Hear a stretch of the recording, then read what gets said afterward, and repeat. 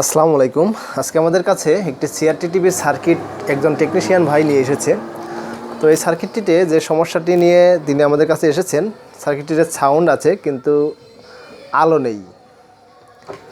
তো আলো না হওয়ার পেছনে যে কারণগুলো থাকে, যেমন ফ্লাইব্যাক, আউটপুট, এই যে ডাইভার ট্রান্সফরমার, আইসি, তো তিনি অনেক কিছুই চেক করেছেন, কিন্তু আসলে রোগটি কোথায় থেকে হচ্ছে ধরতে পারেনি।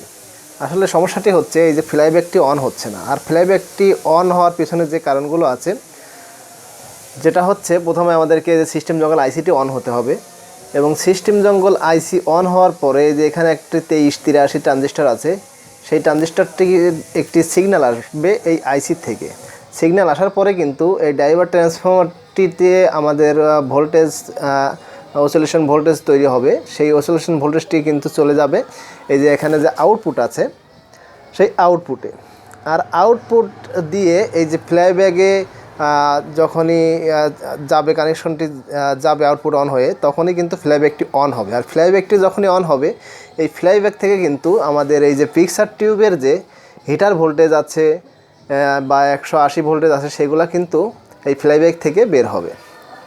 তো এই হলো প্রসেস বা এই হলো সিস্টেম, এইভাবে টিভিতে আলো আসে। তো আজকের এই সার্কিটে কেন আলো আসছে না, কোথায় সমস্যা, সেই কাজটি দেখানোর চেষ্টা করব।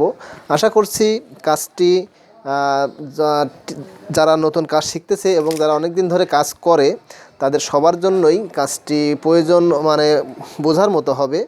এই কাজটি যেহেতু একজন টেকনিশিয়ান নিয়ে এসেছে, সে বুঝতে পারেনি, সেই টেকনিশিয়ানটিও কিন্তু অনেক দিন ধরে কাজগুলো করে।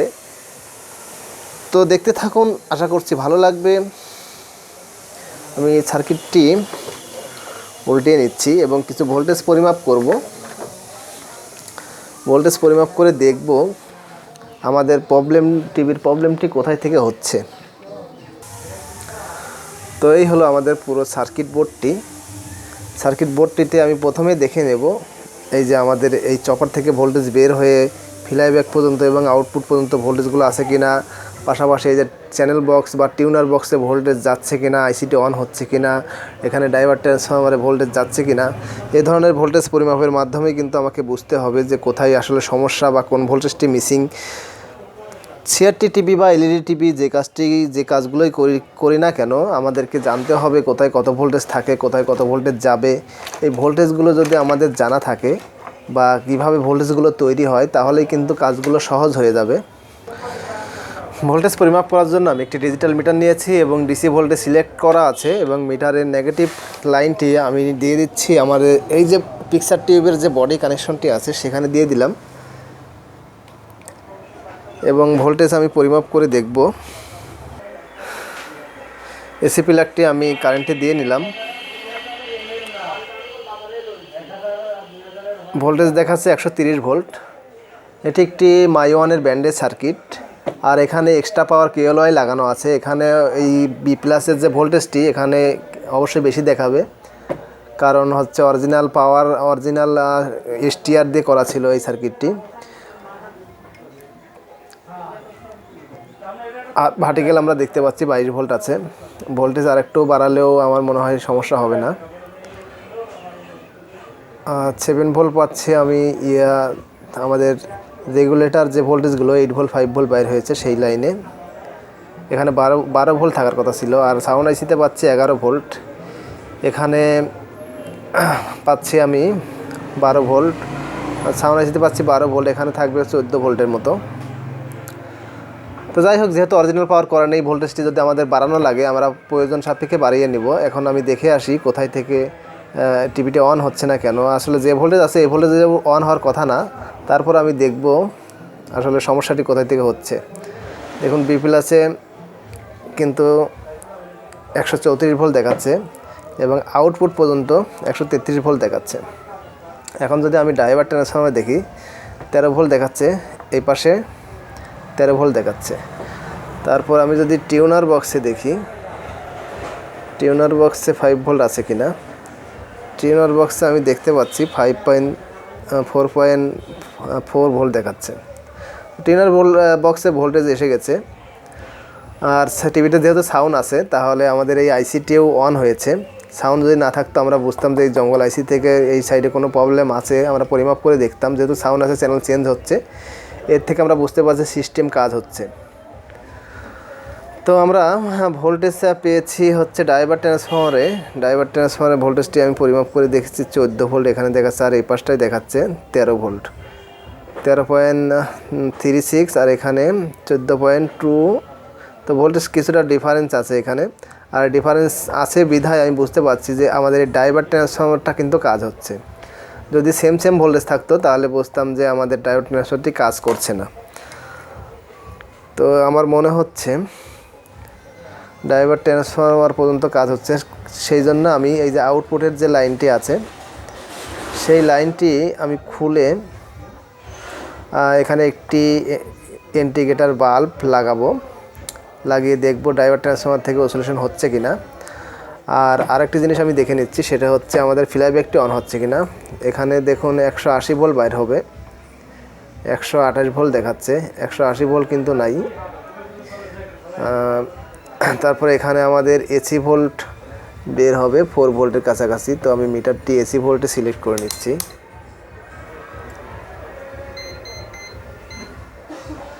মিটারটি আমি এসি ভোল্ট এখানে না, এখানে এসি ভোল্ট আমি সিলেক্ট করে নিলাম। এসি ভোল্ট কিন্তু 0.3 ভোল্ট দেখাচ্ছে, এসি ভোল্ট দেখাচ্ছে না। তো এর থেকে আমি বুঝতে পারছি আমাদের ফ্লাইব্যাকটি অন হচ্ছে না। এসি প্লাগটি আমি টিভি থেকে খুলে নিলাম।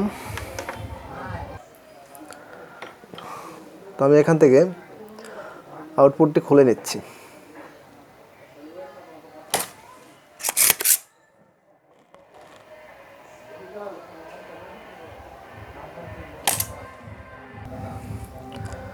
ডাইভার ট্রান্সফরমারের একটি পিন আমি খুলে নিচ্ছি।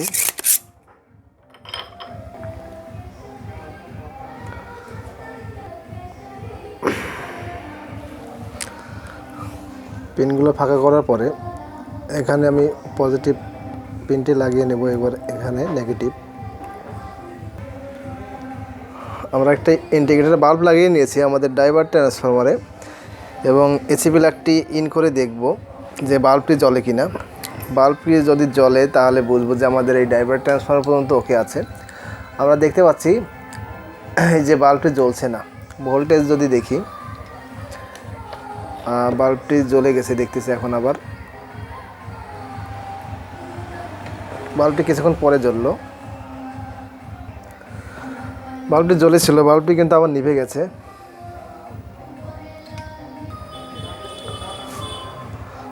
বাল্বটি জ্বলে আবার নিভে যাওয়ার কারণ আমি দেখছি যে এখানে ভোল্টেজ আছে, আর আউটপুটের বি প্লাস থেকে যে ভোল্টেজ 180 ভোল্টেজ।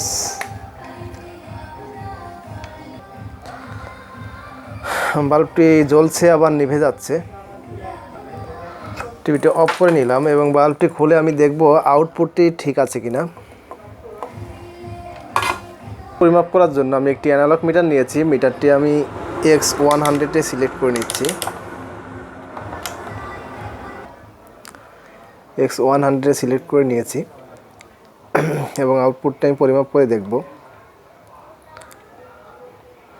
আউটপুটটি শর্ট দেখাচ্ছে,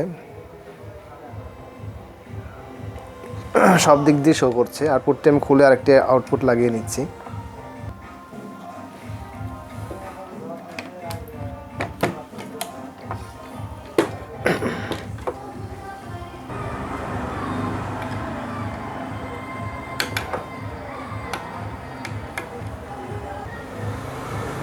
আমাদের আউটপুটটি ছিল 1555, আমি লাগিয়ে নিচ্ছি 1803।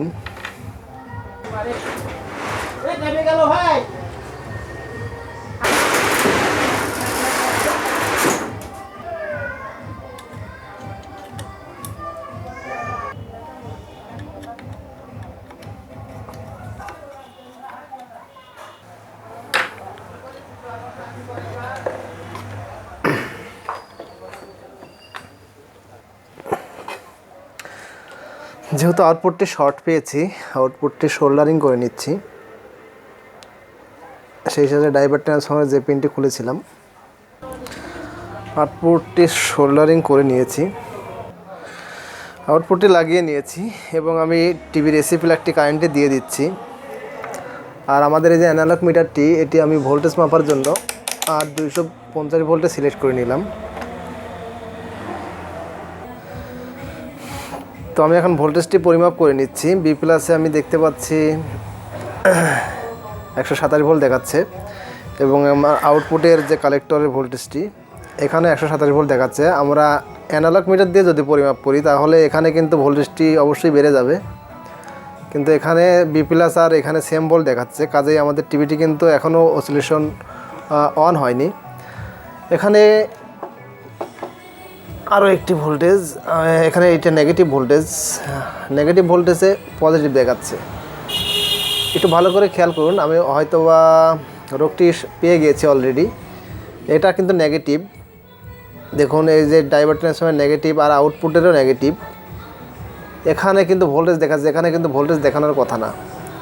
তো বি প্লাসে যে ভোল্টেজ, আউটপুটে কালেক্টরের সেই ভোল্টেজ এবং নেগেটিভে একই ভোল্টেজ। এই যে এখানে যে নেগেটিভে ভোল্টেজ দেখাচ্ছে, এখানে এটা আসলে কিন্তু এটা নেগেটিভ হবে। তো এই নেগেটিভের কানেকশনটি এখান থেকে এখানে সম্ভবত একটি রেজিস্ট্যান্স ব্যবহার করা হয়েছে। দেখুন এখানে নেগেটিভ, এখান থেকে এখানে একটি রেজিস্ট্যান্স ব্যবহার করা হয়েছে। তো আমার মনে হচ্ছে এই সমস্যার জন্যই টেকনিশিয়ানটি বুঝতে পারেনি যে এটা নেগেটিভটা পাচ্ছে না কেন। যেহেতু আউটপুটটি আমরা শর্ট পেয়েছি, আউটপুটটি শর্ট হওয়ার কারণে এই যে আমাদের বি প্লাসের ভোল্টেজের সাথে আউটপুটটি শর্ট হওয়ার কারণে নেগেটিভের সাথে যে এখানে একটা রেজিস্ট্যান্স দিয়ে এই নেগেটিভ দেওয়া হয়েছে। তো শর্ট হওয়ার কারণে এই রেজিস্ট্যান্সটি হয়তো বা কেটে গিয়েছে। আমি রেজিস্ট্যান্সটি খুলে দেখছি। টিভিটি অফ করে নিলাম আবারও।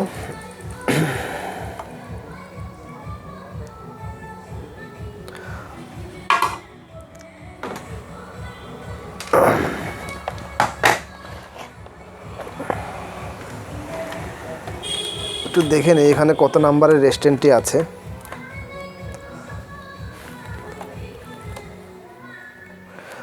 তো আমি দেখতে পাচ্ছি এখানে 2.2 ohms একটি রেজিস্ট্যান্স আছে, 2 ওয়াট। তো এই রেজিস্ট্যান্সটি এই পাশে নেগেটিভ আছে, এই পাশে নেগেটিভ দেখাচ্ছে না। সব টিভিতে আবার এরকম থাকে না, কিছু কিছু টিভিতে আপনার একদম জাম্পার দেওয়া থাকে বা আটকানো থাকে, নেগেটিভের সাথে ফিক্স করা থাকে। তো যে সমস্ত টিভিতে এরকম রেজিস্ট্যান্স দিয়ে নেগেটিভ করা থাকে সেই সমস্ত টিভিগুলো কিন্তু আউটপুট যদি শর্ট হয় তাহলে কিন্তু এই রেজিস্ট্যান্সটি নষ্ট হয়ে যাবে বা কেটে যাবে। তো এক্ষেত্রে আমি একটি রেজিস্ট্যান্স এখানে সোল্ডারিং করে নিচ্ছি। এই যে একটি 2.2 ohms রেজিস্ট্যান্স আমি লাগিয়ে নিয়েছি এখানে।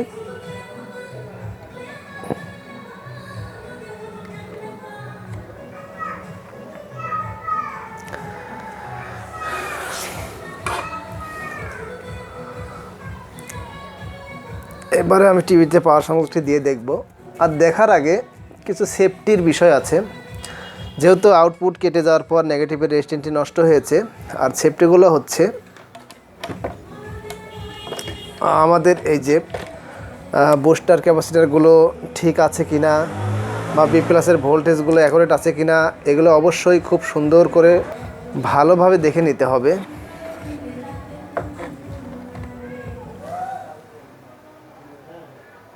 তো আমি বুস্টার এবং ভোল্টেজগুলো সব কিছু চেক করে নিয়েছি। আর বুস্টার ভোল্টেজগুলো যদি চেক করে না নেই তাহলে কিন্তু আমাদের অসিলেশন বেড়ে গিয়ে হাই ভোল্টেজ হয়ে কিন্তু আমাদের পিকচার টিউবটি নষ্ট হয়ে যেতে পারে। এদিকে অবশ্যই খেয়াল রাখতে হবে। যেহেতু সব কিছু চেক দিয়ে নিয়েছি, টিভি প্লাগটি আমি এসি প্লাগে দিয়ে নিলাম, কারেন্টের ভোল্টেজটি দিয়ে নিলাম এবং আমি এবারে নেগেটিভে দেখব। নেগেটিভে কোনো ভোল্টেজ নেই।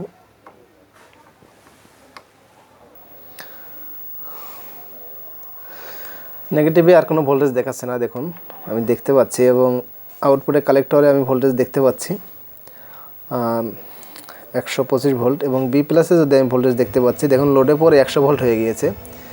কিছুক্ষণ আগেও কিন্তু 127 ভোল্ট ছিল বি প্লাসে। যখনই ফ্লাইব্যাকটি অন হয়েছে এবং আমাদের কাজটি সম্পূর্ণ হয়েছে তখনই কিন্তু এই যে এখানে দেখুন ভোল্টেজটি অসিলেশন হওয়ার কারণে ভোল্টেজটি বেশি দেখাচ্ছে 125 ভোল্টের কাছাকাছি, 124 ভোল্ট। আর এখানে বি প্লাসে দেখুন 100 ভোল্ট হয়ে গেছে। আর এই 124 ভোল্ট এটা শুধুমাত্র এই মিটারেই, এই যে আমাদের এই অ্যানালগ মিটারেই কম দামি যে 250 টাকা দামের মিটার বা 300 টাকা দামের মিটার, এটাতেই দেখা যাবে। বেশি দামি মিটারে কিন্তু এইভাবে বোঝা যায় না। দেখুন এখানে বেশি ভোল্ট আছে, বি প্লাসে 100 ভোল্ট আছে। এবং টিভিতে যদি আমি দেখি, টিভিতে অলরেডি আলো চলে এসেছে, আমি দেখতে পাচ্ছি। দেখুন টিভিতে অলরেডি কিন্তু আলো চলে এসেছে। তো এই ছিল আজকের আমাদের কাজ। এই যে নেগেটিভের এই রেজিস্ট্যান্সটি নষ্ট হয়েছিল, সেই টেকনিশিয়ান ভাইটি কিন্তু বুঝতেই পারেনি যে এখানে নেগেটিভটি পাচ্ছে না। আসলে নেগেটিভটি সাধারণত বেশিরভাগ টিভিতেই ফিক্সড থাকে। এই নেগেটিভ আর এই নেগেটিভ অ্যাডজাস্ট থাকে। রেজিস্ট্যান্স খুব কম টিভিতে ব্যবহার করা হয়। তো এখানে রেজিস্ট্যান্স ব্যবহার করা হয়েছে, আর আউটপুট শর্ট হওয়ার কারণে রেজিস্ট্যান্সটি নষ্ট হয়ে গিয়েছে। তো এই ছিল আজকের কাজ। আর এই ধরনের কাজের কারণে আমাদের নতুন টেকনিশিয়ান বা অনেক দিন ধরে কাজ করছে এ ধরনের অনেক টেকনিশিয়ান কিন্তু অনেক সমস্যা পোহায় বা কাজ সহজে করতে পারে না। তো আশা করছি যাদের জানা ছিল না কাজটি তাদের উপকারে আসবে। ভালো লাগলে অবশ্যই একটি লাইক দিতে ভুলবেন না। সেই সাথে কমেন্টে আমাদেরকে জানাবেন ভিডিওটি কেমন হয়েছে। পরবর্তীতে এ ধরনের আরও ভিডিও পেতে সাবস্ক্রাইব করে আমার চ্যানেলের সাথেই থাকুন। আজকের মতো এখানেই বিদায় নিতে হচ্ছে।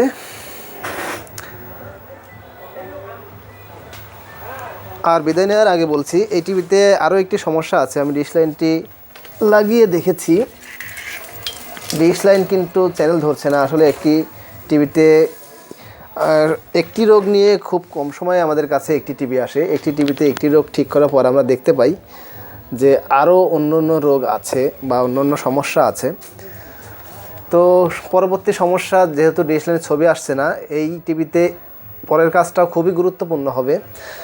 কারণ এই ছবি আসে না কেন, এই বিষয়ে আমি দেখেছি অনেক অভিজ্ঞ টেকনিশিয়ানও হার মেনে যায় যে এটি কিন্তু একটি ডাটা চ্যানেল বক্স। দেখুন চায়না সার্কিটের কিন্তু ডাটা চ্যানেল বক্স, এবং এইটি যে আইসিটি, সেই আইসিটি কিন্তু আমাদের নর্মাল যেসব চায়না টিভিতে যেসব আইসি থাকে সেই রকম একটি আইসি। তো এখানে একটি খুবই গুরুত্বপূর্ণ কাজ আছে। তো আমি পরের ভিডিওতে আপনাদেরকে বোঝানোর চেষ্টা করছি। পরবর্তী ভিডিওগুলো দেখার জন্য সাবস্ক্রাইব করে আমার চ্যানেলের সাথে থাকুন। আজকের মতো এখানেই বিদায় নিচ্ছি। আল্লাহ হাফেজ।